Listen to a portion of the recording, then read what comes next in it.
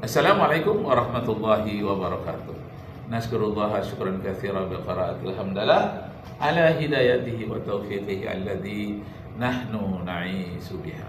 Saya kembali Rakib Jabari dari Pekanbaru, Riau, Indonesia, ingin memberikan catatan-catatan yang indah dalam hal yang berkaitan dengan penyembah Arasyun dan penyembah kubur yang disebut dengan kuburiyun. Macam-macam ejekan.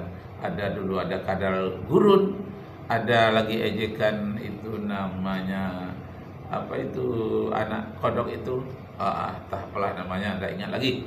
Nah, Bapak Ibu saudara-saudara sekalian, karena itu kita dalam beragama ini harus menggunakan akal pikiran yang cerdas, seperti cerdasnya Rasulullah, walaupun tidak persis sama. Bagaimana Rasulullah itu siddiq, jujurlah, lurus, jangan berbelok-belok karena ingin membela golongannya, lalu berbelok-belok tidak jujur. Contoh Rasulullah siddiq, kemudian amanah, bisa dipercaya. Para ustadz bisa dipercaya oleh masyarakatnya, jangan terlalu menonjolkan golongannya. Siddiq, amanah, tabligh, nyampaikan apa adanya, transparan, tidak ada yang dikorupsi. Tabligh, amanah, dapat dipercaya. Jadi jangan khianat. Siddiq, amanah, tabligh, fatonah. Ini dia. Fatonah itu cerdas. Inilah perlunya orang cerdas. Ustaz Idrus Ramli selalu menyebutkan cerdaslah, cerdas, gunakan otak, gunakan otak. Menggunakan otak itu dengan apa? Dengan kias. Kias itulah maksimalnya menggunakan otak, tapi kias yang hak, jangan kiasul batil. Masya Allah. Yang nggak sesat dibilang sesat, pakai Al-Quran dalilnya. Hatta semua aliran sesat itu punya dalil dari Al-Quran. Masya Allah. Kelompok kebatinan yang ngajak tidak sholat, dalilnya apa? Aqimis sholata lidzikri. Iya. Dirikan sholat untuk mengingatku. Berarti kalau sudah ingat nggak perlu sholat. Masya Allah. Ini namanya sesat karena Al-Quran. Mengapa? Al-Quran dipahaminya sendiri, gak pakai guru.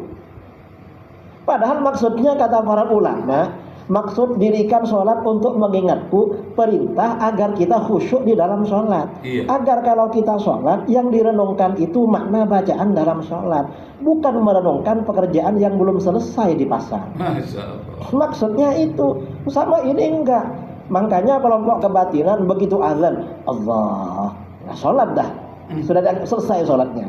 Pokoknya ingat Allah, karena kata Al-Quran untuk ingat, sudah ingat ini. Ini namanya sesat karena Al-Qurannya. Ya Wahabi ya begitu.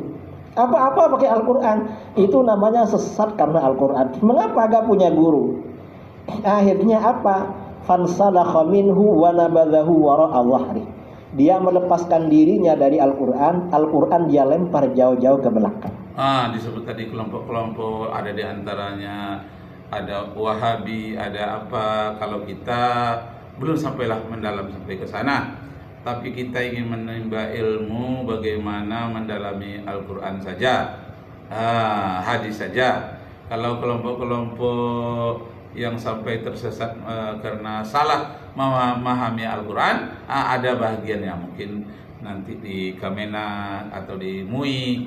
Kalau kita sebagai orang-orang awam, kita ambil intinya bagaimana kita bisa menghindari hal-hal yang berbau syirik, umpamanya menyembah aras, dan menjauhilah hal-hal yang berbau syirik. Kalau ada sampai yang menyembah kubur, tapi kita belum ketemu ya siapa orang yang kuburian yang menyembah kubur. Cuma orang yang berdoa, membaca Al-Quran ada di sana, membaca Al-Quran. Seperti sholat di kuburan karena terlambat kemarin itu jenazah dari Yazid Jawaz.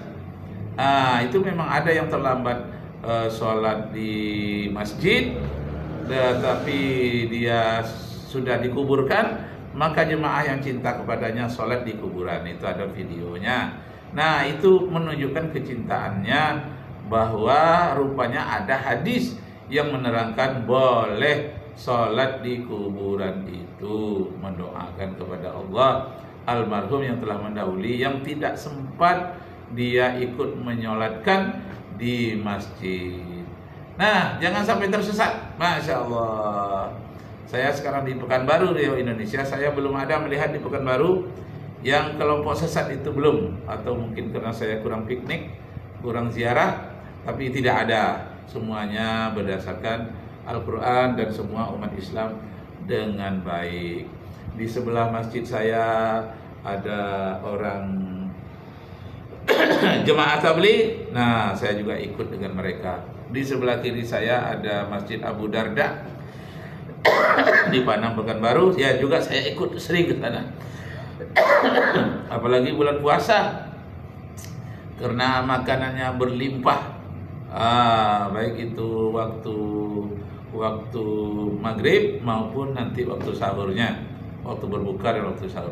Masya Allah, kita baik-baik saja dan berbaik sangka terhadap seluruh saudara-saudara kita yang sama-sama mengucapkan kalimat La ilaha illallah, tiada Tuhan selain Allah. Lalu dia serang tetangganya dengan pedang. Masya Allah. Dibunuhnya. Mengapa diserang dengan pedang? Waramahu bisyirki, dia tuduh tetangganya syirik. Oh, dituduh. Dasarnya apa? Al-Quran yang dia gagal faham. Masya Allah.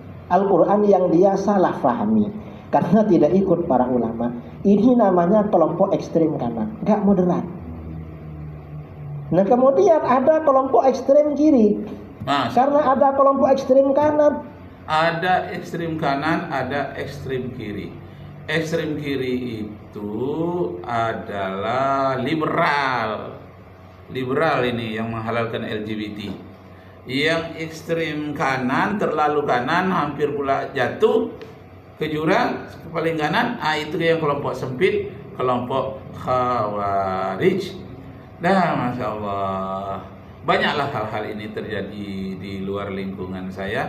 Karena itu saya mengambil informasi dari beberapa teman atau dari internet, supaya saya di lingkungan saya dapat menempatkan diri dan bisa berdakwah dengan baik di lingkungan saya. Sekian, terima kasih. Arju minkum afwan in wajadtum fiha khata'at al khata' wan nisyan sifatul linnas. Wabillahi taufiq wal hidayah. Wassalamualaikum warahmatullahi wabarakatuh.